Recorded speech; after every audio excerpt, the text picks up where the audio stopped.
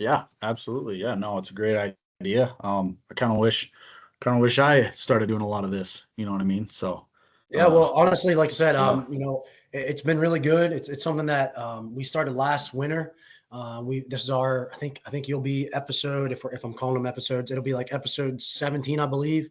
And again, it all kind of started off with people that either had already worked for me that have kind of gone on and done other things, or people that I've worked for, or things like that. And now it's kind of grown to where we're kind of reaching out to, obviously Jacob was at Fairmont. Now he's with you guys at Black Hill State, and so it's kind of like now it's one or two people outside of my network that we're kind of reaching out to. So it's really good. But I appreciate you hopping on here. I'm looking forward to kind of getting to know you. I'll just kind of put this out right at the beginning. Like, I love being at the D2 level. I think obviously the D1 level is great, and we all probably would get paid more if we were all working in the D1, but I love being at the D2 level, and I appreciate talking to all the D2 strength coaches out there. I think we kind of have a little bit of a grinder mentality as well as our athletes. I think that's what makes our job so fun is we got athletes that, are just grinders, not on full scholarship, not on any scholarship, working part-time jobs. So I freaking love that. But I appreciate you getting on here. Just kind of, tell us a little bit about you, like where you're from, and then what your path has been, what your role and responsibilities are at Black Hills, and just kind of give us a rundown. yeah, I'll go ahead and start. I actually prepared for this quite a bit. I got like 5 pages of notes right here. So I didn't want to feed you a pile of crap, so I I love kind it. of Love it. prepared a little bit. So if you see me looking down, don't judge. But yeah, my name is Clay Cook.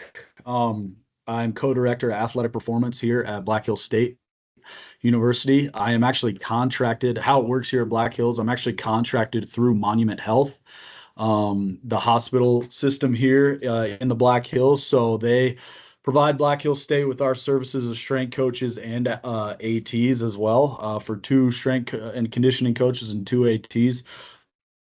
So technically, I'm a Monument Health employee and I'm a volunteer employee through Black Hills State. But so my salary and whatnot comes from Monument Health, which helps uh, provide Monument Health for facilities and services like that, as also those referrals. And then also it helps save a little bit of money for Black Hills State athletics.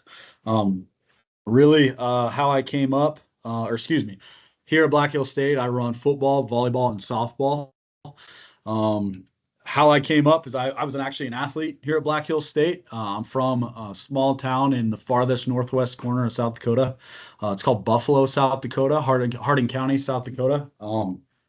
And I had an older sibling here that actually played football here. And he's 10 years older than me. He actually played with our head coach now.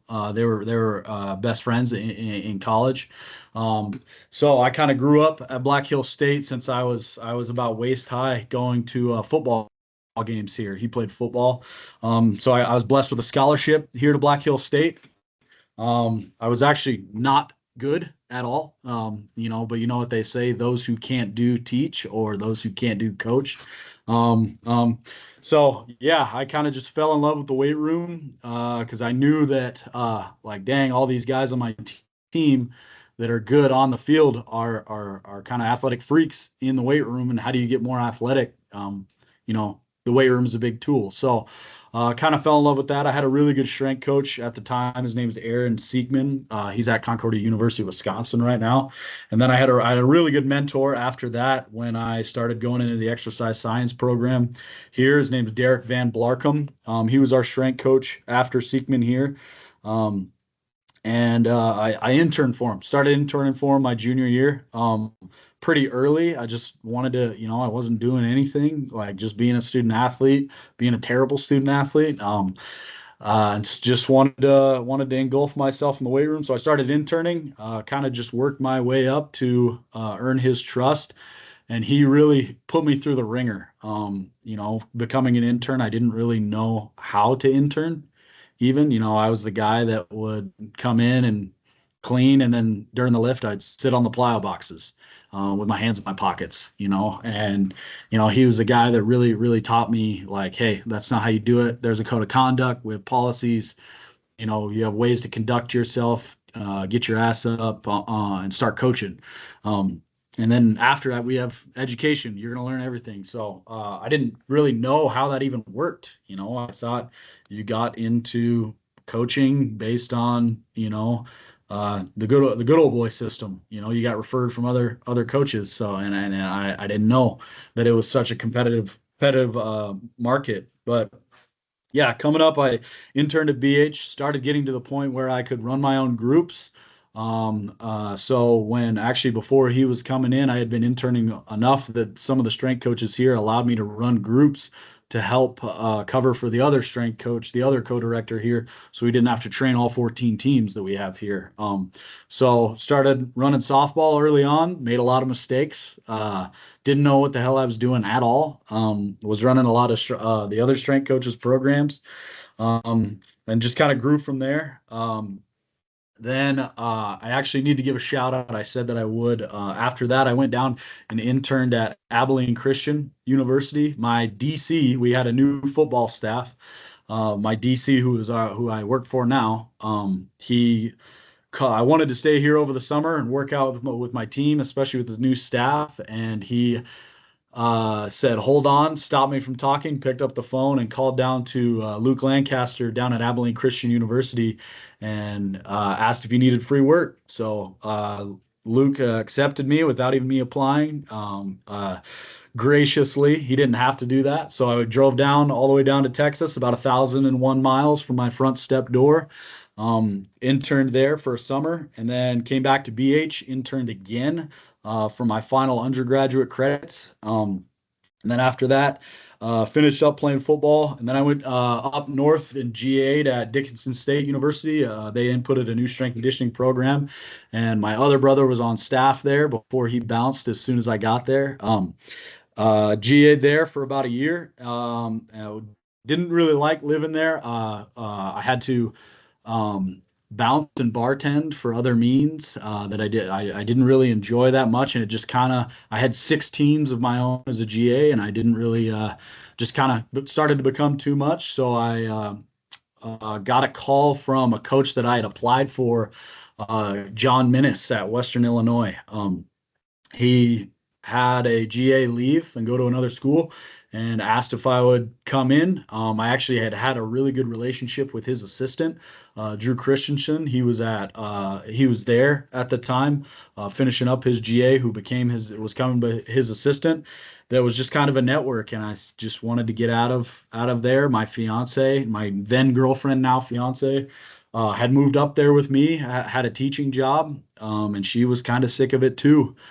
So we went over to Western Illinois and I started over GAing again. Didn't even finish a master's, started GAing again. And then was in their program. Then I was there. I was assistant with football. I had men's basketball, women's tennis, and volleyball. And then I just randomly got a call from my old mentor, Derek Van Blarcom, who was at Black Hill State still. He had been here for about 3 years, and he said, I'm out of the game. I'm taking an athletic director job, and I'm telling our head football coach and Monument Health to hire you. So I said, absolutely. It's a great opportunity. It's always kind of been my dream job to come back here at Black Hill State, where, I feel like green and gold is in my blood. I've been here since I was a toddler, seems like. And I played under the coaching staff that was here for football, and it was kind of a dream come true for me. So I packed all my stuff back up, was 25 years old, and came back to be the director here at Black Hill State. And I'm now about to finish up my second year here. So yeah, that's kind of how I came up and started going. Yeah, no, I appreciate that. That was awesome. I mean, and again, I think it's kind of been a theme on a lot of these calls that we've talked to, especially the coaches that are kind of now in like a full-time role and things like that, and have been around for a couple of years. Is like just the consistency that you have to have, and being willing to like drive 1,000 miles and do an unpaid internship, or leave one GA situation and go to a different GA situation just to continue to set yourself up for success, and keeping those relationships. Like you said, you didn't get the one position originally, but you kept that relationship and you end up getting hired later on. I think that's kind of like, again, the underlying theme of the strength coach profession is just like, you just got to keep grinding and keep getting after it. And, things are eventually going to open up for you.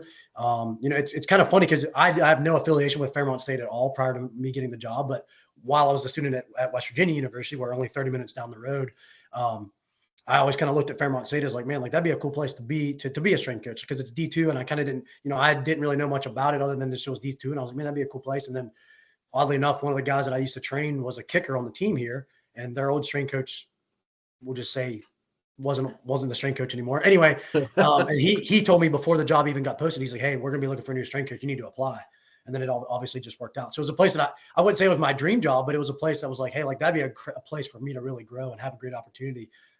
So again, it's just one of those things where like you never know where you're gonna kind of end up at, where your starting point is, what like crazy turns of direction you're gonna have throughout the way. So I think it's awesome. So you said you're in your second year there as the co-director. How many people do you guys have on staff then? And like, also with that, like I think it is really cool and really unique with being, having like the Monument Health kind of running, having you guys run the show. And I know that one of the schools in our conference who actually closed recently, they used to kind of have a similar situation where they had like an outside company running all their S&C.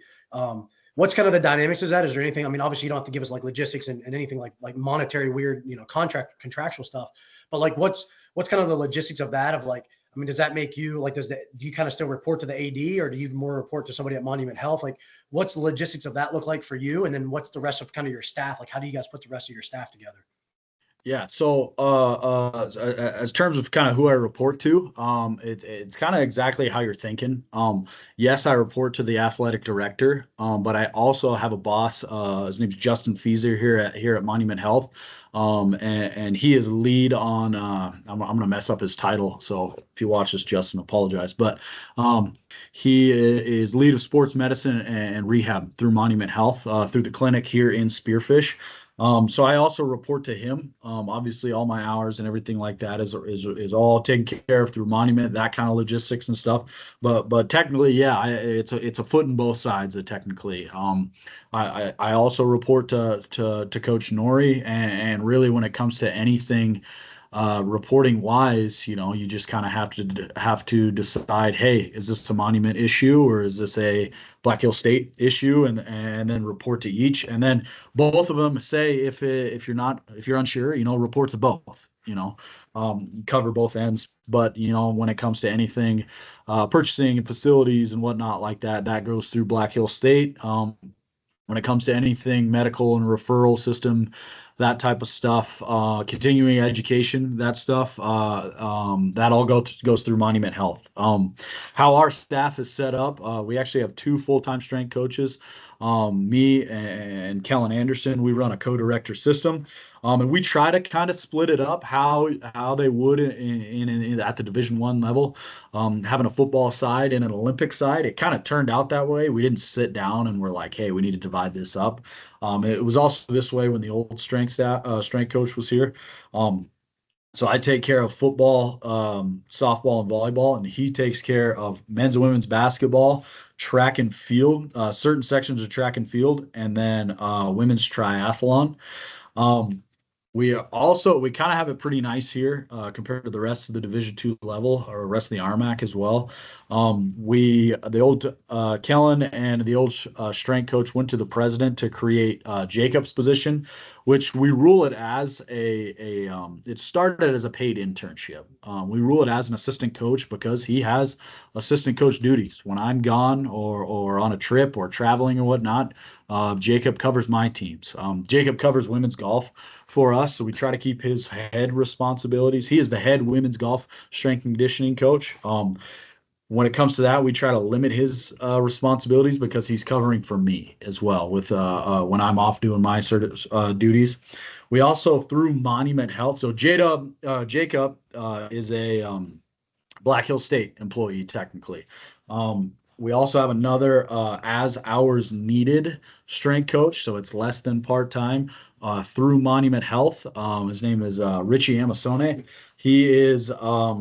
He's an older guy. He actually owns Black Hills CrossFit in Rapid City, South Dakota.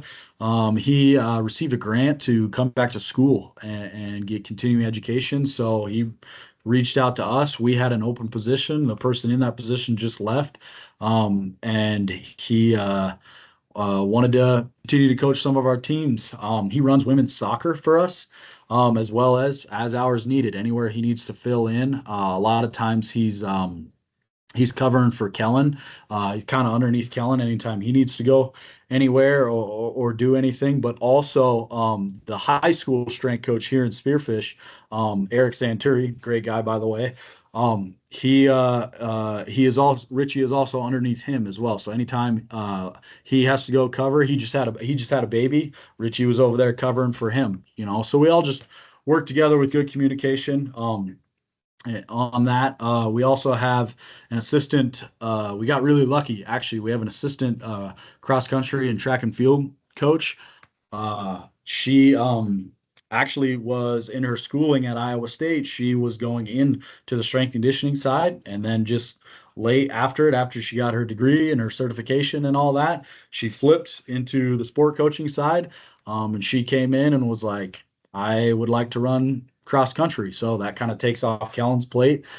She also runs our mid distance runners as well. And then our throwers coach controls everything as far as strength and conditioning and performance for throwers as well. So really, Kellen on the track side only runs sprints and jumpers technically. And then, yeah, obviously men's and women's basketball and triathlon. So our image is kind of trying to, we believe that the number of strength coach per head of athlete, that ratio, improving that ratio is the best thing for our athletes. Now, do I wish I had 5 strength coaches on my staff like they do at the Division I level? Heck yes. Who wouldn't?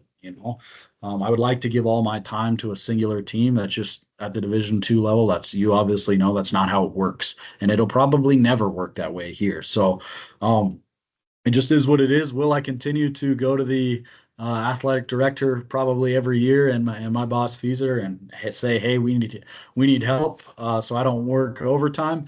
Yes, I will. Will it continue to get shut down? Probably until one day it might possibly change. Some money comes up and a position gets approved. Then heck yeah, that's how those things happen.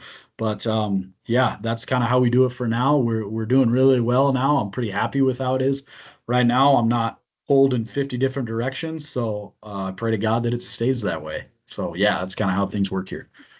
No, I mean honestly, it's very unique, but it's honestly it sounds really cool, and it's similar, like you mentioned, like there's schools in our conference that don't even have one full-time strength coach. Like they have like an athletic trainer that has their CSCS so that they can get away with people Yeah. lifting, or like an Yeah. assistant football coach that has their CSCS. So that to me is very scary, and honestly, I just don't Oh agree yeah. with that. And I don't even agree with just having your CSCS means that anything at all. But Yep. we're kind of in a pretty good spot. I obviously have myself, and then I do have a GA, and then I have enough money that I can kind of have like 2 paid interns, 2 part-time assistants. One Jacob was one of those positions in the past, and basically, I basically don't pay those guys as much what they deserve. You know what I mean? So they're basically getting good experience Yep. and getting enough gas money, but that's about it. But yeah, Yep. it's funny you say that. I actually have a meeting with our president, our university president. And he came on last year, and he's a big supporter of athletics. And I actually have a meeting with him here in like 2 weeks, and I'm gonna bring some of these things that we deal with up, and just realize, hey, like we have one strength coach, we have 410 student athletes. Like you do the math, Yeah. like you mentioned that coach to athlete ratio, like we just don't. That's in the best case scenario, we still don't meet what we would ideally like to have. So no, Yeah. it's again, that's why I said, like, I love that. I love the mentality of the D2 level, like doing more with less, like something that I talk to my AD about all the time. Like we get more shit done with less stuff than I would say most D1 professional strength coaches could ever even imagine doing. Yep. So Yep. I take that as a badge of honor, even as annoying and as frustrating it is, it's something to be proud of. So Yep. that kind of also, one of the questions I always ask is kind of like what your overarching standards are, principles, that kind of stuff. And obviously we'll talk. I know you guys do some conjugate stuff because I've talked to Jacob a little bit. But like more so from just your personal kind of standards and principles, but also then how do you guys tie that together? Is that something where you and then the other co-director, you guys kind of just, you have your own, you have like some things that are consistent in terms of like weight room principles and standards, or is it you run your 3 teams and you hold them to certain standards, or like, does everybody have, if you show up late for the golf team, or and you show up late for the football team, is it still the same expectation, or is it kind of just by coach and by sport? And then what kind of standards and principles do you kind of live by? Like what things are you preaching on a day-to-day basis? Yeah. Really, when it comes to the difference in sports, really, every strength coach here is the director of their team. I don't interfere in anything at all. with anything Kellen is doing. J-Dub doesn't do it to my other teams. I don't do it to women's golf. Really, the only kind of collaboration that happens are me and Jacob. Yeah, really, like I said, every coach is the head coach at their prescribed team, technically their assigned team, technically. So yeah, I like to do things kind of unique. And I'm glad you asked this question. Um, when it comes to like kind of overarching principles and standards, when I was in college at Western Illinois, when I was working on my master's, we did an assignment for advanced strength and conditioning class called Canons and Tenets, Canons and Tenets. Canons and tenets. Your canons are kind of your principles that can be backed, that are proven and can be backed by evidence or kind of science based, really. And then your tenets are your things that you believe in that you cannot necessarily back by evidence or science. And I actually went back and found that because I knew you'd ask this question. Went back and found that, and really these ones, I'll give you my ones that kind of apply to programming first, which is kind of applying to training, I guess, and then I'll kind of give you my kind of philosophies and whatnot. But I believe all programming and all really training should elicit some type of progressive overload, which is something that every strength coach should definitely learn. You need to have variation, variety in everything that you do. The old saying of "there's a million ways to skin a cat." Find what works best for your environment and where you're at. Everything works. There's nothing. I don't like when strength coaches outlaw certain things, even though I'm going to contradict myself here in a sec. There's certain things that I just don't do. Why? Because I feel like in my environment, my facilities, my athletes, my level of athlete, and my people and my help, I just don't do certain things, but I'll never outlaw them, really. What works for one person may not work for me, and vice versa. You should always have some type of periodization. I know a lot of strength coaches feel like periodization is a concept, but your programming should never be set in stone, only written in pencil, etched in stone, written in pencil. You should be able to erase it when things go wrong because they're going to change, not necessarily go wrong, but they're going to change. Things are going to come up. Things are going to get canceled, postponed. Different events are going to happen. I'm going to be honest, Adam. I used to. I don't believe in spending a lot of time in my annual plan at the beginning of the year, starting a new cycle. Why? Because I haven't had an annual plan since I've been coaching go exactly how it's written. Now, will I make one? Do I have an overarching template, if you want to call it, for each team throughout an entire yearly mesocycle? Yes, I do. Do I change it a lot? No, because I just found myself wasting time looking back when the next year, taking notes off the last one. It's like, dang, didn't get to that, or didn't have enough time, or this went too slow. We progressed way faster than that. Our guys adapted to it, and I just found myself wasting time and stressing over stuff that I didn't need to. And then finally, I reached out to a coach buddy of mine, Reggie Overton, who'd be really good to have on here. By the way, I'll give you his number. He finally, I was like, hey, I'm stressed out about this stuff, man. Like, you got any advice? He said, yeah, stop doing it. I finally just listened, and that's just kind of my canons. My tenets, develop the athlete. Goal is individually is developing the athlete for their specific sport. We're not here to develop power lifters or weightlifters or bodybuilders. Are all those things entwined to what we do in training? Absolutely, every single one. But you are here, you are an athletic performance coach. You are not here to, you're not just a strength coach. We are general physical preparation coaches. We're physical preparation coaches. So we should be here trying to win games. Honestly, I don't like strength coaches that don't talk about their record and how they did during the season. Did you win games? Because that's the whole point of sports. It goes back to the old thing. The funnest thing to do on earth is winning, in my opinion. So if we're not trying to win, then what are we doing? And I also believe you should also like I said earlier, have things be adjusted, and then have some sort of auto regulation feedback towards your athletes. Whether that's just as simple as the coach's eye. Hey, this is moving too slow. Hey, this is too heavy. Hey, we're cooked right now. We need more time to recover. Um, or, if you got money like that, or if you have a system set up, what's your VBT like? Do you have athlete questionnaires, stuff like that?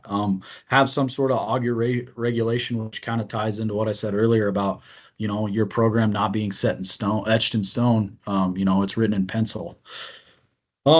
Really some other things. When it comes to coaching, and I didn't want to just feed you some bullshit of open up my manual and read my philosophy and my mission statement and stuff like that, because everybody's just different.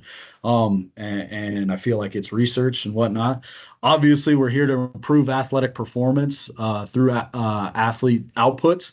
Um, when it comes to coaching, I believe in something called unconscious competence. The point where I can teach my athletes so well that it becomes unconsciously done at a high level to them. I like to tell, I've told Jacob before, when we're in our Devo groups, I said, when we're in week 8, 9, 10 of the season, I want to get to the point where we can say, hey, we're doing this today, ready, go. And we can just sit back with our arms crossed, in the room and just watch and just check and see if anything is going wrong. If you're not a coach striving to get to that point, I don't know what else you're doing. When it comes to teaching in all levels of teaching and coaching, are you not teaching a student going through different grades in school to get to the point where they can do things on their own? So why are we not doing it in the weight room? Now, is there a thing as being lazy in the weight room and whatnot and not going around and be active coaching? Yes, there's a difference. But if you can get to a point where, like I said, find that spot in the weight room where it's centrally located and you can see everything in the weight room and sit there with your arms crossed and a lifting session go on perfectly without a mishap, I think you're doing pretty well. And I'd like to get to that point. Um, I'm a super relationship based guy. I'm going to touch on this later when we talk about more football stuff. I'm super relationship based. If you've ever done an interview before, if anybody in here has ever done an interview before, I can guarantee at some point, or a practice interview or something, I can guarantee at some point you've gotten the question, um, how do you train athlete A or athlete B differently? Or how do you train male and females differently? Or what if you have an athlete that has a bad attitude versus an athlete with a good attitude? How do you coach them differently? And the answer is it's simple. Everything, it depends on the relationship that you have with that individual. I feel like a lot of times in this profession, we place so much on professionalism, and looking the part and wearing the correct clothes and all of that. It gets to the point where it's like, why don't we just build a good relationship with an athlete, admin, coach, or anything like that so they can trust us. That's what it comes down to is trust. What's up, guys? Sorry, a couple of coaches came in to grab something. But yeah, everything we do in this profession, and this goes for any individual, it should be about relationships. Now, there is a point to be drawn, obviously, but that's up to us to be able to get good at that. Obviously, uh, it comes to a point where it comes down to respect and whatnot like that. And like I said earlier, it comes down to trust. If you're asking somebody to do something or asking something of them or a favor or anything like that, and you don't have a good relationship with them, why do you expect a good outcome?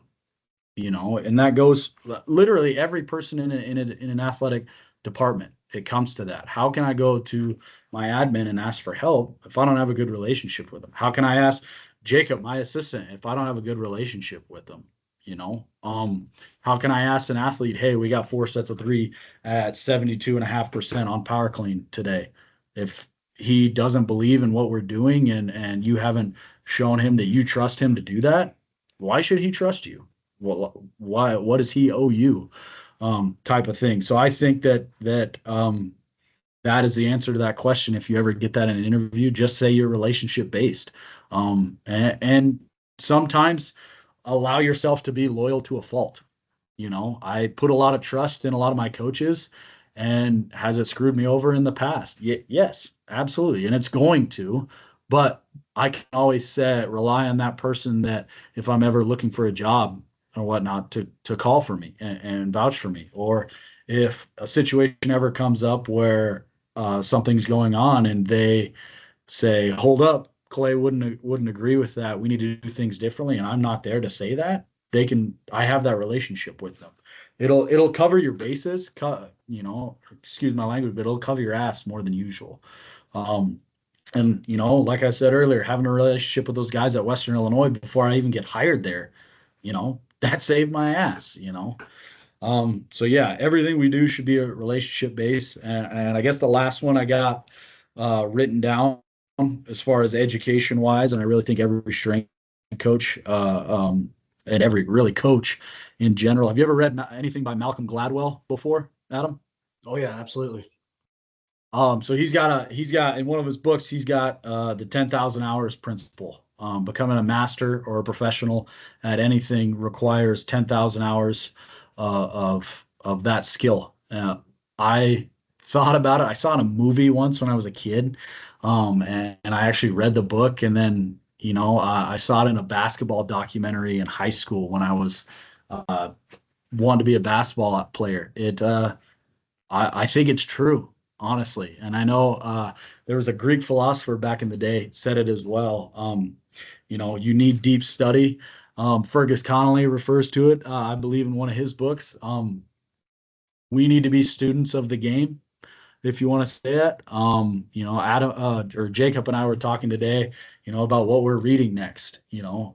I think it does take 10,000 hours to become a master at any skill, of whether it's reading, doing calls like this, meeting people, podcasts, any type of research, training yourself, coach, when it comes to coaching athletes for a longer time.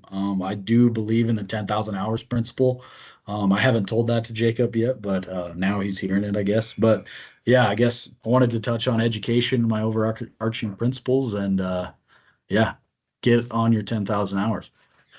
No, honestly, that's awesome. I don't know if you have the template thing I send you of the questions, but I have like so many notes just off that answer. Like that's awesome. I think, and I'll kind of just go through my stuff and follow up because there's so much that I feel like was valuable there.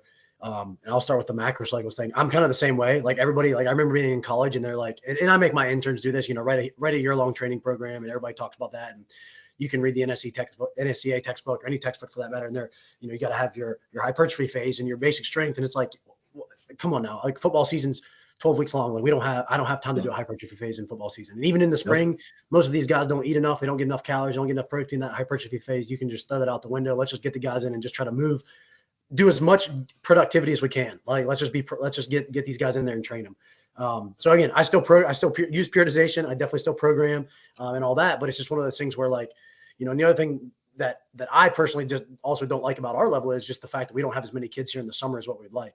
I think I talked to Jacob this summer. You guys had like almost double the amount of kids that we had here at Fairmont. And we're trying to grow that and get more kids to be accountable over the summer. But I mean, we have 100 kids on our football team in the fall, but 20, 25, 30 of them will be here in the summer. So it's like, why would I write a year-long training program for 70 kids that aren't going to be here? Like, they still have access to what we're doing in person, but it's just not the same. So it's one of those things where let's focus on semester by semester, month by month, week by week. Like I work with basketball, and our basketball team's in season right now, men's and women's. And it's just one of those things where like the men's team, if they lose, you might as well not even have them lift the next day. The women's team, if they lose, they'd want to come in the weight room right after that game because they want to knock the door down and get better. Like, so it's one of those things where like their programs aren't going to be the exact same effort wise, like the what they're going to get out of that lift. Even if their lifts are very similar, they're not going to give us the same effort. So, so I think that's huge. I definitely agree with you on the athletic development thing. Like that's in the GPP, and obviously Jacob gone through everybody on this call, except for you, has gone through my internship program. And one of the things that we talk about in the internship program as strength coaches, 90+% of our job is GPP, right? 90+%. We're not worried about sports specificity. Like I don't care if you like throw a football or you catch a football, you need to be sprinting, jumping, and squatting. It doesn't really matter. It's Yep. GPP. So I think that's awesome.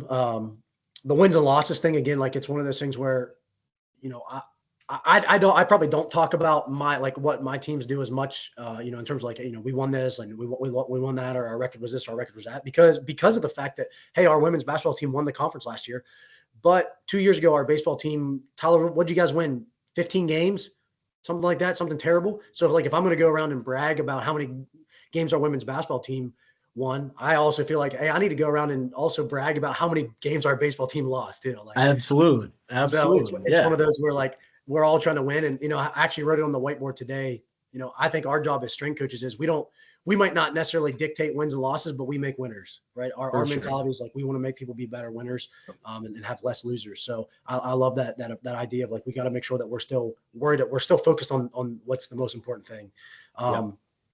You mentioned about like the conscious, unconscious competency and all that, and the 4 stages of learning and kind of being in that flow state, the 10,000 hours. I think that's from Outliers. He talks about that. Malcolm Gladwell. He talks about those, you know, and it's, you see it with kids, and that's, you know, you probably see this with football. Like we get kids that have come in and have done half range of motion reps, like half range of motion pull-ups, or they've been doing catching their cleans like down in their hands instead of up on their shoulders. They've done 10,000s of wrong reps. Our job a lot of times is saying, hey, take weight off the bar and let's clean that shit up before we worry about adding more weight on it. So we got to do another 10,000 just to get rid of the old shitty quality reps before we can add the reps that we want. So, and then the last thing you said, which again, I couldn't agree more with, is building that relationship, empowering the athletes. I know when I interviewed for the job at Fairmont, one of the things that they kind of asked me about was the difference between men and training male and female athletes. And I said, at the end of the day, my job is to teach them how to train, teach them how to take care of their body, and really empower them to take ownership over their own careers. Because if we're not doing that, then we can't hold their hands. There's too many. I can't hold 400 student athletes' hands. They got to learn how to train and eat and sleep and all that stuff. If I'm not worried about those other 23 hours out of the day, then it's all for nothing. You know what I mean? So Exactly. I completely love that. And again, you mentioned like trust, and all the guys that have on here have heard me talk about trust, and that's basically our buy-in. You build your culture based around trust. You know, our athletes trust that what we're having them do is the best thing they can be doing. So again, everything you said, we echo all the time. So I freaking love that. And I appreciate you sharing that with us. Definitely wanting to get into some football stuff. Kind of give us as much depth as you want to, kind of what we can start now. And we can kind of like maybe gloss over the summer a little bit, just because at this level, the summer's a little like hit or miss of whether we have athletes there, but kind of like, what's your guys like schedule look like? You know, what days are you working on speed work? What days are you doing maybe more dynamic effort stuff? What days are you doing conditioning? What's kind of that spring schedule look like for your guys? Maybe what some of the main lifts are, like, you know, we're always going to clean on this day, or we're always going to squat on this day, whatever that may be. And then kind of tie that into the in-season phase. Yeah. Really when it comes to that, you know, spring right away, I kind of start kind of our block 0 phase is what I like to call it. I like to divide things up into blocks or phases, obviously, as a lot of strength coaches do. You know, right away, I follow kind of a version of Vermeil's hierarchy, and kind of just twisted it and kind of made it my own. You know, right away it's acclimation. You know, like I said, we're at Division II level. Guys go home, and yeah, I have team builder and whatnot where I can check on, you know, completion percentages, but believe it or not, are they actually doing it? You know, and you have to plan that they've done nothing, you know. So first thing, you know, we're getting acclimated to stuff.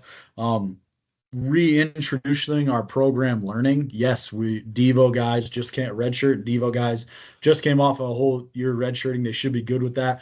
Plus, you have your team, your guys, and your advanced guys. That should be very fast. You know, that is kind of, I feel like is reserved for the fall and incoming. That's why I feel like the Devo and the redshirt program is so important and needs to be, you know, very hands-on and very, very keep your toes in line type of thing. So yeah, we're getting into acclimation. We have pre-testing we do there. If I feel like the percentages that we start training on this first Thursday and Friday that we're going to be training on. If I feel like with my coaching eye that any guys that aren't that need numbers adjusted as far as training maxes and whatnot, that's our first 2 days are the days to do that. So we're obviously going to be doing some plus sets and whatnot that we're trying to get put that into the West Side formula, or the 5-3-1 formula, and put that into any adjustments that we need. Once that's done, we're ready to go. We have our body comp testing as well, our pre-body comp testing. We're getting all that way. We're going over our culture stuff, everything at our team meeting, but I'm following that into the weight room, going over expectations, what that I expect as well.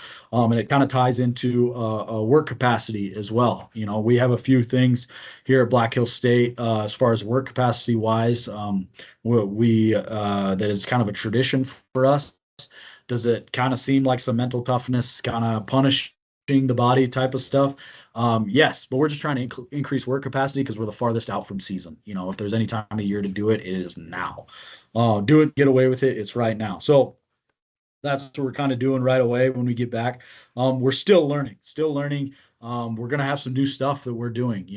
Should they know how to clean pretty well at a high level by now? Yes, we should. Should they know how to squat, bench, deadlift, all that stuff? Should they know how to do that at a high level by now from the work we've put in the fall? Yes, absolutely. But we're still going to retouch on those qualities and those positioning type stuff right away. And then, like you said earlier, it's right back to GPP. We got to build a base. We're building the base right away when we get back in the 8.5 weeks that we're going to have. We're building the base as hard as we can, make it as wide as possible so we can handle the highest amount of training levels as we go off, because we have guys here in the summer, and we could talk about that later, kind of how we do that.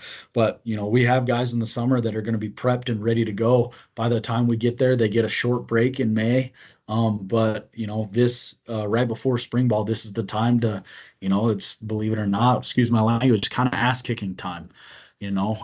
Technically, yes, it's acclimation, yes, it's work capacity, but it flows right into maximal strength.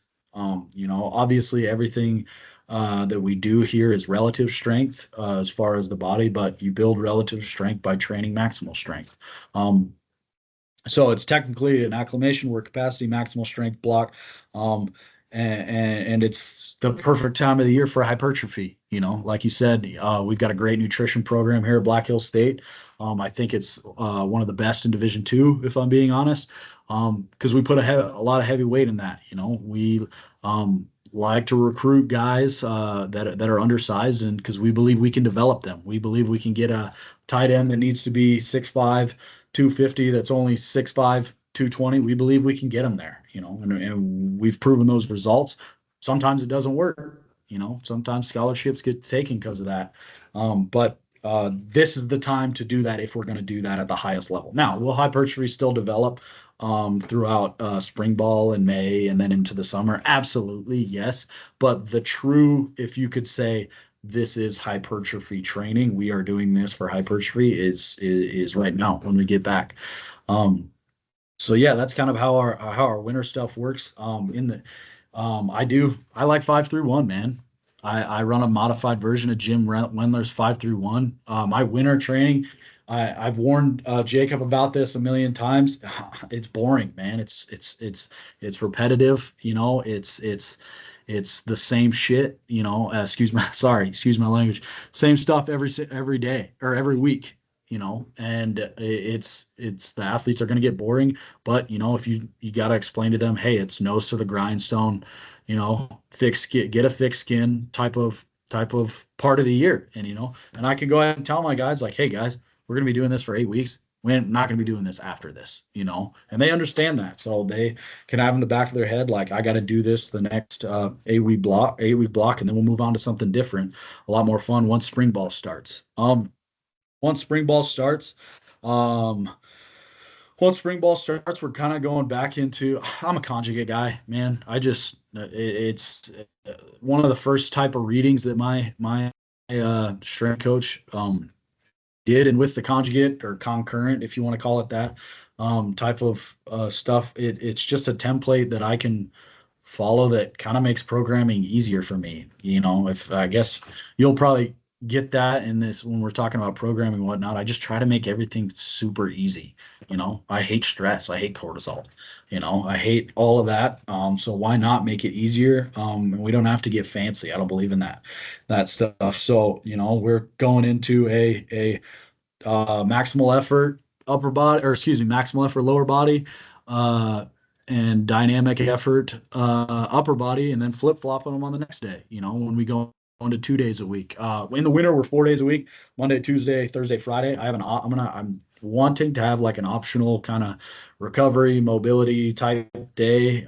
Even though I'm a big believer in, hey, we're already putting 100 hours into the or 20 hours into these guys per week. Let's maybe let them not do stuff. Let's maybe let them sleep or force them to sleep. um but we're a 4 day split um on that, and then as soon as we get into spring ball practices, we're a 2 day split. I'm thinking about, we have to have those two helmet practices. We have those right before we go on spring break for that week.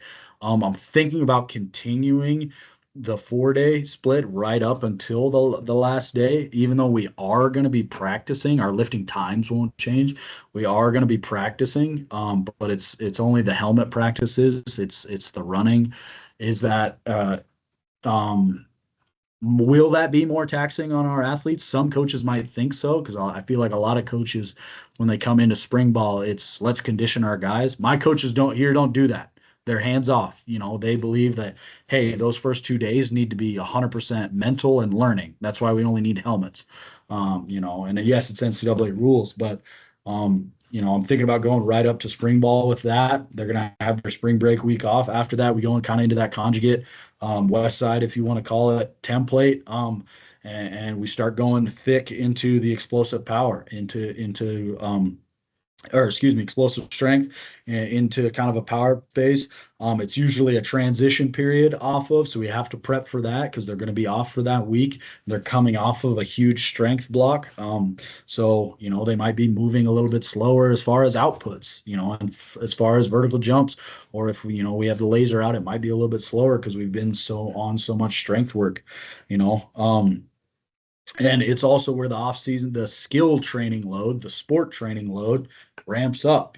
So it's a transition period that it needs to be accounted for. Then we're going to go into, for the rest of spring, like a heavy power. I use technically you can call it vertical integration. I just stole this from a coach that I worked with in the past. You've got 10, 15 buckets, that you're filling with water. What bucket are you filling up more than the other? Are you still filling all the buckets at once?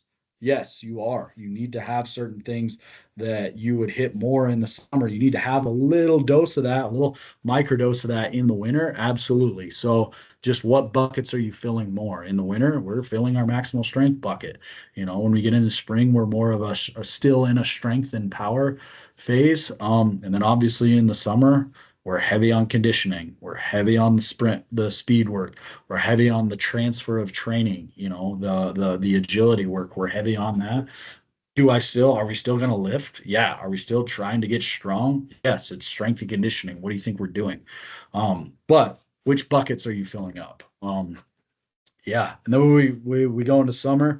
We're obviously working into, I call it metabolic strength, which is like your elastic and reactive, similar to Vermeil's. It's our CNS block, high demands for CNS. We're sprinting, we're jumping a lot, insanely amounts.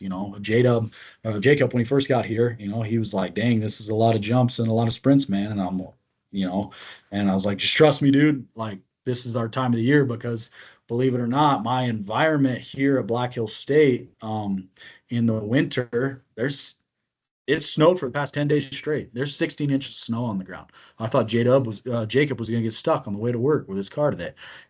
I can't go outside.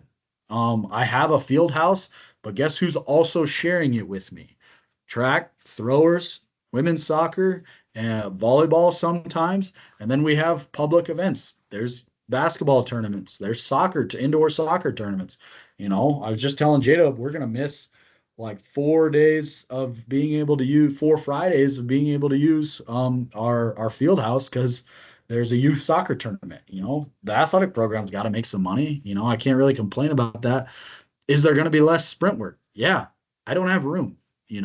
That's why it's so heavy in the summer and in the warmer months. It's because I'm a product of my circumstances.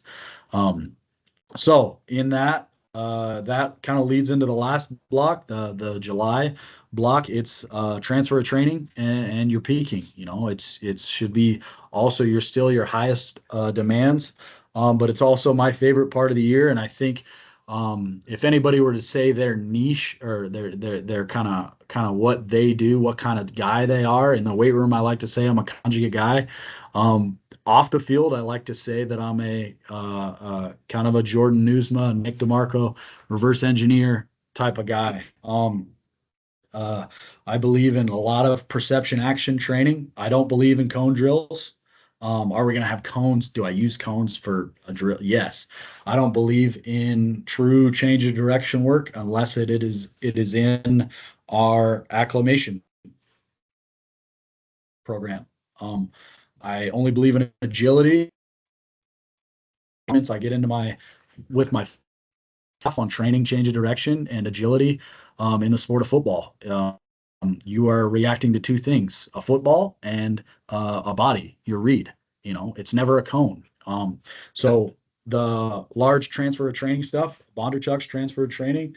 I learned a bunch of stuff from that book. Jordan Newsma and DeMarco's 8 vector system.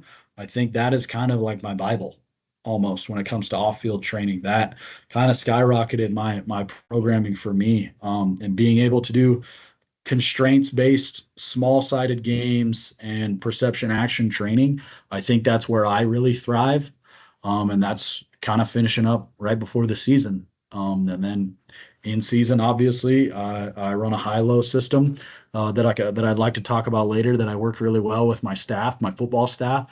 Um, and I hate to say the word because I was always reprimanded for it when I was creating in-season programs for coaches when I was an intern, but you're maintaining everything that you did. Yes. Am I still trying to do maximal outputs in season? Yes, but I'm trying to maintain all the other stuff, believe it or not. I like to peak our guys kind of around week 8 when we do that. Why? Because I can kind of get a good gist of the system of the season. That are we going to make playoffs by week 8? If I can peak them in those first week 8s, it's a super slow, gradual, slow cooking of what we do. I don't hardly rotate movements at all to fight against soreness, and unless it's an accessory that is something simple, same movement pattern. Keeping that in there. But I'll peak our guys week 8 and in our clean squat and bench, and then I can assess if we're going to make postseason after that, and then I do a 3 week, or excuse me, a two week and a deload step loading for the rest of the season if we were to make playoffs. So that'll allow me to do at least one of those, a back off, and then go again. But we haven't made playoffs. We didn't make playoffs since I've been here, so I've yet to do that. Yeah, that's kind of my annual plan, if you want to say it. I can go into more in depth if you want me to. Yeah, But I'll definitely probably. I know I'm going to have some follow ups for sure. There and again, there was so much there. I'm going to have to like go back and digest some more of it. So dude, I got pages and pages of notes if you want to no, get it's after awesome. And honestly, what I'd probably like to do is maybe in the summer hop on to do another call and just kind of catch up. So, yes, yes. Yeah, a lot of the stuff you're saying like before spring break, it's kind of the same deal with us. Like that is our time that they're going to spend the most time with me. We do it a little bit different. I would love to do 4 days a week with our guys, but just trying to get 300 other athletes in the weight room, it's just impossible for us to do that. But so we do it 3 days a week, and then we go out in the field and go 2 days a week out there. And one of the days is a little bit more of like a tempo run day, which I don't know if I'm sold on it, but it is what it is. We got to do something. We do play up tempo, so our guys definitely do need to be in shape. I just don't know if I personally don't know. Again, I think it's more from a GPP and more of like a let's build a base than it is like football conditioning, because like You just don't run 53 yards at a 75% speed in football very often. But anyway, Exactly. but it does. I think it's like we said, it's GPP, it's athletic development. We also need them to have a little bit of an engine. There needs to be a little bit of something there. So I think it's a benefit. And a lot of our guys, I think last year they liked just the idea of it was something different. We don't just, hey, want to whistle, you're just going to run across the field at 75%. Like we mix in, we might do you might have to do a front roll out of it, or you might have to hit the deck and sprint, or you might have to do fast feet on the line and then take off, or you might have to roll over your right shoulder. We mix it in, do a little bit like kind of that foundational like gymnastics, if you even will, like some of that kind of like tumbling and shit like that. Throw that, some of that, I guess, collision prep is what the fancy contact word is. prep. Yep. Yeah, we do a little bit of that kind of mixed in with it. And our Thursdays are a little bit more of our agility. And I completely agree with you. Like, we did a little bit more of the 8 vector stuff 2 years ago. And then last year, just because we had a new football staff, we hired a new staff in the offseason last winter. And I didn't do as much of it as what I wanted to. But this year, we'll definitely do a little bit more of that, because I agree with you. Like, it's not just to do a 3-cone agility, like 3-cone shuttle is just not, that doesn't happen in the sport. Like, now, if you're reacting to somebody and you're racing somebody and you're kind of going off them, like doing some sort of cat and mouse, I'll agree with you on that. But I think the same thing. But no, I love all that. Again, kind of the same format as what we do. We're kind of like a little more volume early on as we get to the spring, and then we kind of get into more of like I don't really slap any bands or anything like that on the bars until we get into like spring ball starts. We start going bands and stuff. One thing I was going to ask, because you mentioned the 5-3-1, and you mentioned the auto regulation. Have you? Because this is something that I've dabbled in it a little bit, but this will be the first year that I'm really going to try to implement it. And I would love to do it in season. I just don't know. Again, it's going to have to be like we talked about, the buy-in, that trust aspect of it. Have you dabbled any in like the APRE, like using 5-3-1 kind of as your auto regulated? Like, hey, you're supposed to hit around 5 reps a day. If you go, excuse me, if you go above that, if you go 7 reps, you're going to add weight on the next set. If you go less than that, we're going to take weight off. Have you dabbled in that whether in season or in the off season? And kind of, how are you guys auto regulation? I don't know if you guys have velocity-based devices or anything like that. Like, what are you guys doing for auto regulation? And kind of what are you doing to, other than Coach's Eye, which obviously we should always be using, what are you guys doing in terms of like prescribing, loads, in terms of like, hey, that looks super fast today, maybe go a little heavier? How does that look in terms of just day-to-day manipulation of weight on the bar? Well, first thing, anytime we have anything percentage based here, I'm technically a percentage based guy. Anything we have percentage based here, if it comes down to, say we have a squat at like 4 sets of 4 at 75%. If it gets to the point where with your coach's eye, I rely heavily on the coach's eye. Yes, it's kind of corny and cliche, but it is what it is. That's our job. That's why we're training ourselves to do that. If it's ever a percentage based situation, and we've got to say an athlete hitting 4 sets of 4 at 80% on a squat, and he starts to fail on that or struggle at a speed that we are not being able to do, I leave it up to the coach, which is it's either me or Jacob. I never ever have a problem that it's ruining a program. Like, hey, let's take that 10 off. Let's take 5 off. And then let's finish and I'll adjust your training max for the next week. That I feel like that's what a big part that I meant about auto regulation.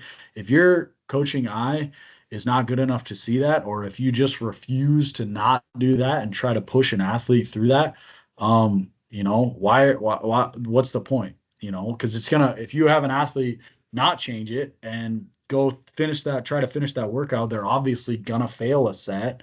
If that wasn't your whole purpose, that's going to screw up your next day of training and probably the next week, Well, sorry, so I don't want first to cut you thing off. that's I don't want to cut you off go ahead. because it's one of those things where, like you mentioned, like at the beginning, about being, having sound scientific principles is what we're doing. And if we're training at 80%, there's a reason for that. We're working on a certain strength quality. The bar should be moving at a certain speed. Yep. And if we're letting athletes get away with either, whether it's an effort thing that they're not moving fast enough, or whether it's because they have some sort of fatigue going on and we're letting them have bad reps, like we're kind of losing two things. We're losing the reason why we're doing it, and now we're just beating the athlete up outside of what they're supposed to. And exactly. I agree with, if you're a strength coach and you're not prescribing things based off percentages and you're just going off feel or things like that, like you're not using sound scientific principles then. So I completely agree with you. But it's funny. I probably tell athletes, especially in season, I probably tell athletes to take weight off the bar more than I do to tell them to put weight on the bar. So anyway, I'll let you keep going because you some good stuff. So really, when it comes to the actual writing down programming, I use Medvedev's relative intensity chart a lot. That's never failed for me, and he's a hell of a lot smarter guy than probably most of us. So, and it's super easy to use. That was kind of one thing that I've kept with me my whole life since I was an intern. Um, Obviously, the coach's eye, but the first part, right away in my acclimation block, I test, man. You know what I mean? I test out, and technically, when we were running 5-3-1, so your set of fives week, your fives week, your 5-5-5 plus. Yes, I use those percentages, and then I play with like down sets and whatnot to be able to get more volume. I kind of play with that, progressing that week to week, and I change stuff really every year. So I use a modified version of it. But say it's our two sets of five, and then a five plus set. I say 5 to 10. If you get to 10, stop. A coach is watching you. We are tracking, and that's why I love having interns because they can help track too. But I've got two columns. You got 10 reps, and do I move them up or down or keep them the same the next week? Now, if he hammers out 10 right away in a squat, I got to move him up the next week. And then if he gets less than five, I definitely need to move him down, probably 5 to 10 pounds. But if it's between 5 and 10, say he gets seven, leave him right where he's at, because that gives you error on both sides. The next week, when you're 3, 3, and 3 to 8, if you technically in all, I do 5 to 10, I do 3 to 8, and then the next week I do 1 to 6. If you are in the top rep ranges of both those, so on the 5 to 10, if you get 8, 9, or 10 reps in the 3 to 8, if you get 6, 7, or 8 reps, and if you get 4, 5, or 6 reps in the last week it's 90%. So if you get 4 reps at 90%, that ain't your 90%. You know what I'm saying? So it goes vice versa after that. Now, technically, if you get 1 rep at 90% on that third week of 5-3-1, I can still keep them where they're at. If it happens again the second week, I gotta move them down probably even more to catch up where I'm at. So that's kind of how I do my auto regulation just with plus sets. I love plus sets, especially during a hypertrophy and strength phase, because maximal tension on the muscle increases hypertrophy. So if I'm having them push, and it's obviously work capacity as well, because it's an AMRAP set. It's as many as possible set. Um, and we work it into our culture as well with the football staff. So we're running 5-3-1 in the weight room, and we're doing kind of what we call a platoon challenge. Um, so how it is, there's teams drafted, and when we've tracked all of our stuff for that day, last year we did a squat, we did a bench, we did an incline bench, and then we did a squat, a bench, we did a deadlift, and I did a pen lay row with 5-3-1, and it worked great. You know what I mean? Obviously, I gave Coach J-Dub and I the ability to say, hey, this athlete's standing straight up in his barbell pen lay row. We're not going to count that rep, um, which forces them to do good technique, which they understand. You just explain that to them. But the good part is in this platoon challenge is Coach Bresky wanted a way to make their platoon challenge a point system.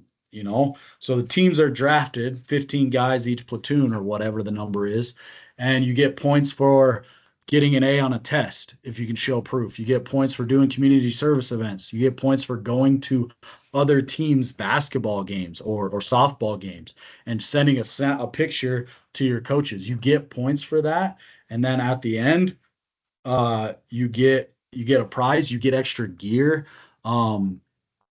And what you get extra incentives for it. The next year, Sebastian O'Farrell, Seabass is what we call him, one of our linebackers. His team won it the next year during team breakfast and team meals. His team gets to go first the whole year. So it's incentives like that we worked into it, which is another main reason we do 5-3-1. So if you get the maximal rep amount, you get a point. And then I give Coach Bresky a big list of points of each guy individually that got points. to the end of the year. So that's telling the athlete, I got to be up on my sleep. I got to be up on my nutrition, my recovery, and now I got to come out and perform when I need to. So if you ever run into an athlete that it's like, damn, we're deadlifting today. Oh, we got 5-3-1. I got 1-6 at 90%. Shit, like I don't want to do this, you know. If you don't get a point for that day, then see you later. Try again next week, you know. Um, that's a big help because then we get guys competing, which is another thing I should probably told you. My overarching principles: always try to make a competition out of everything. Does it work out a lot? No, but I try to make a competition out of everything. So that's kind of how we run our auto regulation in 5-3-1. You know, if I in my 5 to 10 set, if a guy only got 3, I got to move him down. So really, we're auto regulating every single day in a certain movement. When it comes to the sprint work, I don't have or anything really. I don't have any sort of BBT. I have timing gates. I just don't have time to test some groups because we're so jam packed into an hour block that it comes directly down to your eye. You know, if I've prescribed 10 sprints for that day and we get to sprint 6 and it's like, holy shit, he's slow. I have in the past blown the whistle, said, all right, let's hit the weight room, let's go. You know, but coach, we have 10. Well, you're slow and I'm killing you right now. So, yeah, that's kind of how we use auto regulation with 5-3-1. Yeah, no, that's all. Have you used it in season at all? Anything like same format? No. Just with Devo. With Devo, Yeah. we go right to it. So that the tough part about our Devo guys is their whole training block throughout the entire year. I use it over break as well on their team builder. So they're doing it right now, which should be prepping you for when you get back. That's kind of the reason I do it. Um, but Devo kind of does it the whole year till we get to spring ball, you know. Now they're not if there's our stay ready guys, you know, the NCAA rule, you can play 3 games before getting redshirted or 4 games, whatever it is. Our stay ready guys have kind of gotten a little mix of the team training plan in the season. But yeah, the tough part about it is our Devo guys got to do it, are kind of stuck in an acclimation, work capacity, and maximal strength phase, building a base throughout the entire year. You know what I mean? Which if they're not playing, odds are 90% of the time or 85% of the time, they probably need that. You know, like you said before, they need more GPP. Yeah.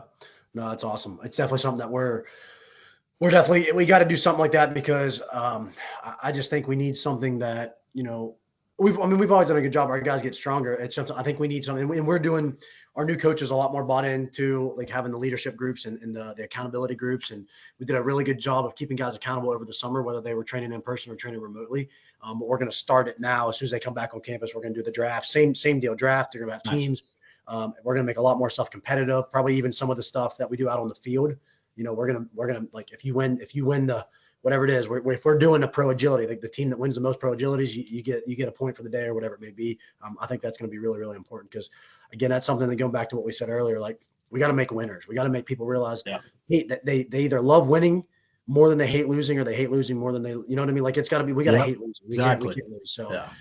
But I do want to start to kind of wrap it up. I'd love to talk to you about the nutrition stuff because that's something that we're trying to develop. I just don't know. I don't want to take any more time. I will ask you this: is that something that you guys as the strength staff kind of put in place, or is that something that the university itself decided on? Because like that's where to me it kind of falls on me. And at the end of the day, it just comes down to money and manpower. I just don't have the money and I don't have the manpower to have a fueling station. I know Jacob sent me some of the stuff that you guys like. I think he sent me a picture of your guys' fueling station, and it looks like a D1 fueling station.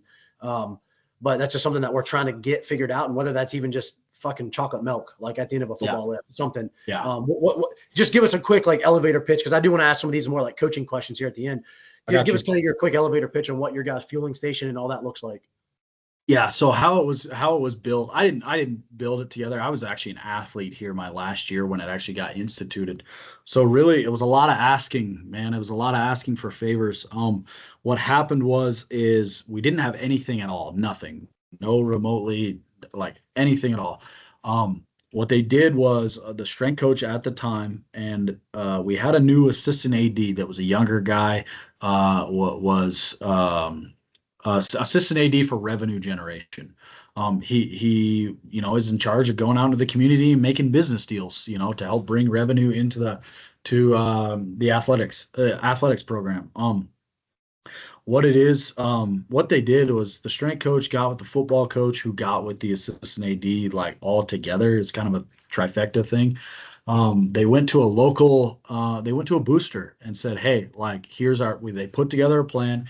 Like, hey, we need cabinets, we need countertop, we need a fridge, and we'll figure everything else out once we get there. And they said, okay, can you put my business on the front of it as a sponsor? Absolutely. So they came in, no cost to us, built it. That's how they got the cabinetry and whatnot. That was really the hardest part, was getting somebody to build cabinets, counter, a place where we can actually serve the athletes this stuff. And then everything else is sponsorship based. A couple sponsorships we had to go out and get. One of them kind of fell in our lap. The first one is through Looters Food Centers. So Looters is a local father-son grocery store owned in town.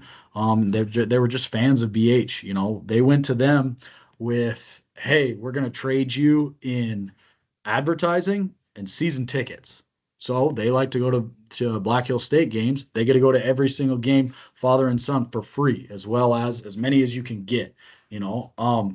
And then we trade them in advertising on our big, giant, massive jumbotron out on our field. It's a huge advertising board for our town, our city here. Plus, it's on any other signage, Looters Food Centers, all of that, everything like that. And they supply us with a dollar amount that we get each and every week. It's 100% for free for us. But they've told us many times before, like, the amount of money that we would spend on advertising is actually less than what you guys asked for in groceries. Now, we came up with a plan. They came up with a plan, an idea of how much weekly they would do, or they would ask for in a grocery order. And you can't make that astronomical. I can't ask for 50 loaves of bread, 50 gallons of milk, 50 jars of peanut butter, and they came up and said, hey, it'll on average look like this. So set a limit, and then presented that to them, and they absolutely agree. It's also, you just need to provide documentation for them for tax write-offs for them, because it's technically a donation to the university as well, which is something that, if you have an assistant or an AD that would help with that, that is something that would also need to come up. Then the next sponsor, there was a new supplement store that opened up in town. It's where Jacob actually works part-time. It's called Superior Nutrition.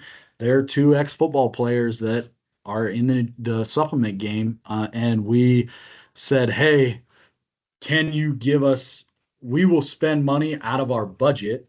You need to go to your sport coaches and explain, like, hey, these athletes need protein. We're going to spend money out of our budget. Now we're going to go to Superior Nutrition and try to get it at the cheapest price, try to get the best deal for you guys. So they sell it at retail price. They don't make money off of it. What they buy it for, they buy for us. And guess what we trade to them? Advertising.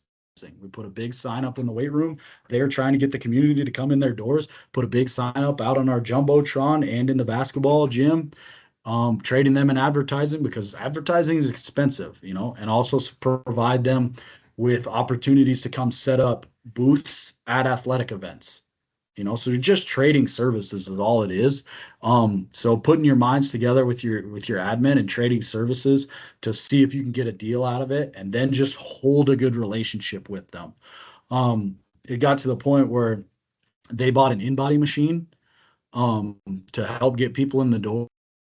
They come as part of our written deal. They come twice a year, and I wish it was more, but they come twice a year to check our athletes. It used to be just the football team, but now it's all of our athletics in-body tests, our body comp tests. So that's part of our recruiting pitch that we can pitch to athletes. Like, hey, you get in-body testing here so we can track your development, the real development, actually. In that works. So that's just part of our deal of trading services, as well as when they come, they can slang supplements to each one of our guys. I bet the first time we did it, I bet 40 guys bought pre-workout that first day in-body testing, and you're in-body testing 120 guys. Make it mandatory for your athletes to be there, and then they can come make money off of you. So it's trading services. The last one, and I think I actually want to send you this stuff because I think that you can get in on this. South Dakota Beef Council reached out to us. What they're doing is setting up a program to support local South Dakota beef ranchers and putting beef products into the diets of young athletes, young student athletes. So what it is they provide us with beef jerky in our nutrition center. They stock us with beef jerky, and it's their own custom made stuff. It ain't just Jack Links. It's their own custom made stuff from real South Dakota beef ranchers. It's also a nonprofit organization. Um, and they also provide us with $1,500 per semester to spend on beef products for our athletes. And they also come in and do an educational program on how to meal prep with beef for our athletes, and all this type of stuff that they provide us nutritionally wise. They provide us with a website on and recipe books for our athletes and all that. But the good part is they just went national. They just changed their company to a company called Beef Logic. And they're actually at the CSCCA convention every single year. Um, they're amazing people. They're doing God's work out there for a nonprofit organization. They're just trying to put beef into people's diets. I grew up a South Dakota beef rancher, so I'm really partial to that. That's my baby. That kind of fell into our lap, and it's an amazing thing that they're doing. There's programs out there like that you can find. You just got to do your research and whatnot. But yeah, I do want to give you the hookup for that because they just went national and they're trying to reach out to 50 states. And I think they're only in like 30 or something right now. And I don't know if they have it um, in West Virginia where you're at, but yeah, I'll Yeah, definitely no, hook you up with that. that actually sounds awesome. Somewhere there's some vegans that are probably crying in the corner about this conversation, but I love that. Yeah. No, honestly, we definitely off air. We probably need to talk just because I'd like to hear a little bit about Yes. if you can give me maybe some of the actual dollar amounts and X and O's of that, of kind of what that is. Because that's been my thing is like I've priced, getting going through like BioSteel or Yeah. obviously I'd love to do like Thorne or some big company like that, but maybe something like a tier down. I've priced it and like it's very affordable, but it's just like you said, it's getting the money in place, and really for us, it's also um, to an extent the manpower because where we would do it at right now is being used as a storage closet by our softball and baseball teams because we have an entire extra concession stand room that is nothing but storing baseball gear and Oh, catchers and catchers gear and baseballs and all kinds of like tees and all kinds of shit for baseball and softball. So if we could figure out a way to actually have the money and have the manpower, we can make it work. And I know we can make it work. And I know our community would support us. It's just getting some of the silly little hurdles, overcoming some of those hurdles. So definitely we'll touch base on that. And like I said, we're going to do another call in the summer because this has been awesome. I do want to ask you one last question real quick. And you can give us, I don't want to sound like I'm rushing you, but what's you're good. something that, so what year of coaching is this for you? Like 7, 8, something like that. It sounds like if I was kind of doing the math. Yeah, I think it's 7, something like that. 7. Yeah. So in your 7 years, and this again is kind of one of those normal questions I ask. Um, in your 7 years of coaching, what's kind of been maybe the thing that you've probably learned the most, or that you've had to adapt to the most, or that you've gotten the best at, that you maybe was like a weakness at one point, and now you've kind of turned into a strength, or something that you've really had to grow with this, and like whether it's a managerial, now that you're in like kind of a managerial role or supervisor role, whether it's I don't know, whatever it is, just periodization, whether it's like working with donors and things like that. Like what's Yeah. something that, over the 7 or 8 years that you've been doing this now, like the biggest room for growth that you've had, that maybe other young coaches, because like I said, this all kind of came to fruition because I'm trying to just help young coaches, because I wish I would have had more opportunities like this when I was 1, 2, 3, 4 years into my career. So what's something that maybe you would be able to pass that on to tell these young coaches, like, hey, like, it's all right if you're struggling with this, because this is what I struggled with, and I've gotten better at this. Yeah. Really kind of goes back to, what I talked about earlier. Like this whole industry, man, it's all based on relationships, and there's a lot of strength coaches out there that are going to disagree with me on that, and there's a lot of times you'll hear you can't get too close to people. And to a point, yes, but it's just something that's bitten my ass in the past. Like you have to, the only way you're gonna, one of the biggest problems we run into in strength and conditioning is dealing with sport coaches or dealing with people that see things differently than we do. seeing things differently than we do when we're trying to reach success, reach a goal of ours, because you're not going to be able to do everything on your own at all. It's impossible. Um, you have to have a good relationship with people, whether it's like the stuff with that nutrition stuff, relationships with sport coaches. Have I had horrible relationships with sport coaches in the past? Absolutely. Yes. There are times you can't show that. You have to be the better person in biting your tongue sometimes when you disagree with people, and building a relationship. Do I agree with everything that this my staff does here at BH? No. Will I ever? Absolutely not. No.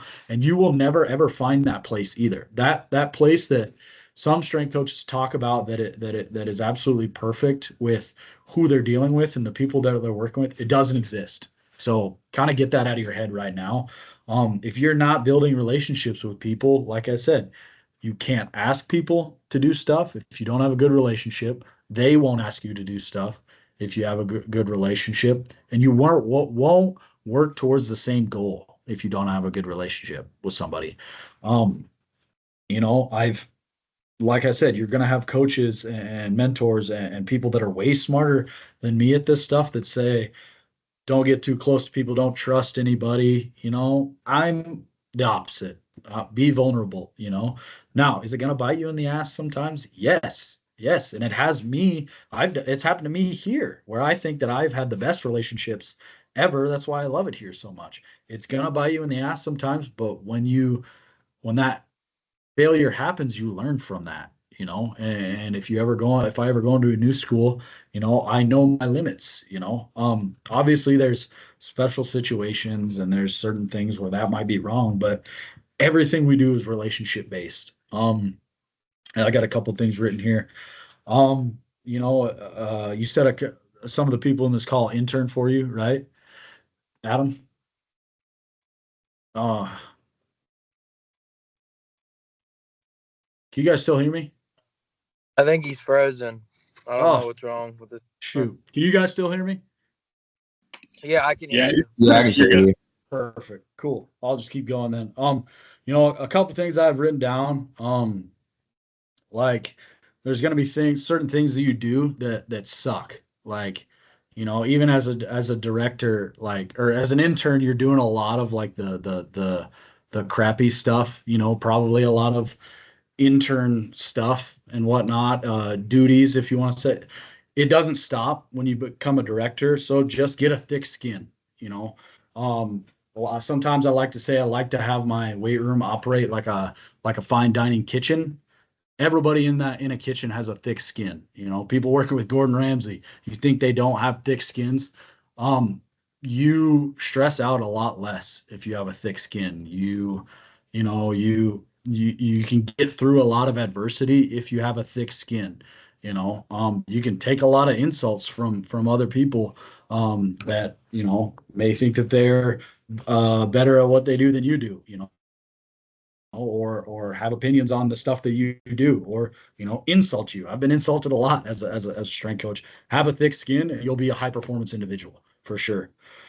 um I guess when it comes to athletes, the last thing I have written down is leaders don't get friends. There's an expectation of you when you're a coach, and you need to meet that expectation and nothing else. um Leaders don't get friends because you don't get to be friends with your athletes, and you shouldn't. You're their leader. And there's going to be things that you mess up, and your people you're leading hate you for it. I've messed up 100 times, and I know, right, I can look over at J-Dub and he's pissed at me. Yes, he's still my friends, but it's a quote. It's not an actual thing. And yeah, just go back to that 10,000 hours principle, I guess.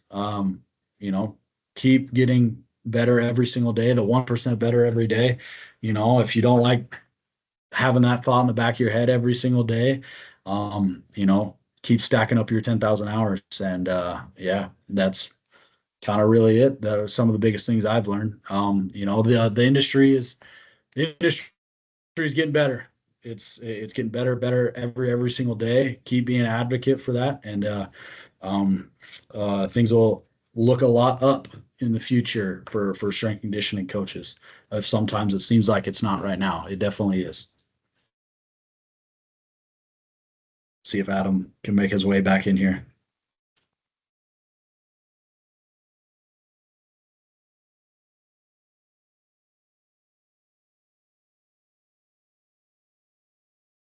I guess maybe a service might have dropped or something. I don't know.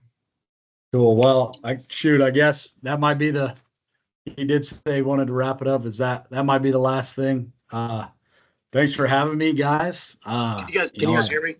Yeah. What's up? Hold on. Shoot, man. I don't know what happened. I know I definitely probably missed all that. My computer just crapped out. Like it just said it wouldn't load anything. Hopefully it's still recording. I'm on my phone right now doing it. But I caught the very end of that. And I don't know, Tyler, Noah, do you guys have any questions for Coach? Or did you guys already ask questions? Maybe I don't know what you guys did the few minutes that I was off. No, I'm good. It was good to hear from him. As someone that I guess you hired Jacob, obviously, what's kind of something in that interview process or that hiring process that obviously Jacob does a lot of things right. What's something that made him stand out where you're like, hey, I need to hire this guy. Like he's a good fit for us. What's something you look for in people that you're going to hire? The big part was the relationship part. You know, I have that question that I talked about earlier, like how would you train a female athlete versus a male athlete? And, you know, he gave the perfect answer. Obviously he was very knowledgeable too. At the end of my questionnaire, you know, I threw a lot of random methods, not principles. I threw a lot of methods at him, and he pretty much knew almost all of them. And the ones that he didn't know, he was super humble and was like, I don't know it. I'm not going to lie to you. I'm not going to try to bullshit you and give you an answer that's wrong. I'll research on that. Thank you for providing me for that, you know. But the big thing is that I could definitely get the sense of when Jacob was interviewing, like, hey, on Saturday after a long day of work, like he could go out and get a beer with me or something. You know, he was very personable. I the relationship questions is what I ask hard.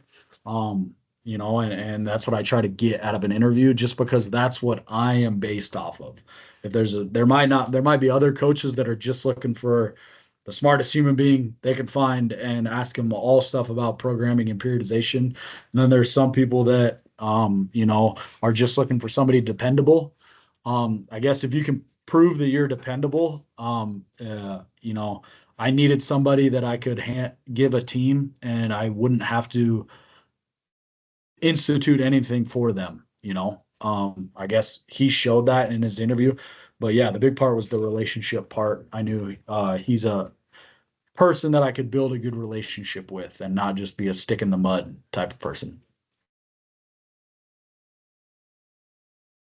Yeah, I think that's great. Like I said, I apologize for missing that into that answer. All good, man. All good. I really, really hope I'm going to try to hop back on here on my computer in a second. I really hope that it continued to record. I don't know if I had to be on there to keep recording, but either way, Coach, I really appreciate it. We definitely got to stay in touch and touch base in the summer. Like I said, I really appreciate it. And it's nice meeting you. I appreciate Jacob for kind of connecting us, and good luck to both you guys and your whole staff this spring with everything. And appreciate everybody hopping on here, and I'll send you the recording of it and everything once it's done if you want to share it with your interns and other staff members. So really appreciate it. Appreciate it, man. Thank you so much. Yep. All right. Thanks, everybody. Yep. We'll see you guys. Yeah.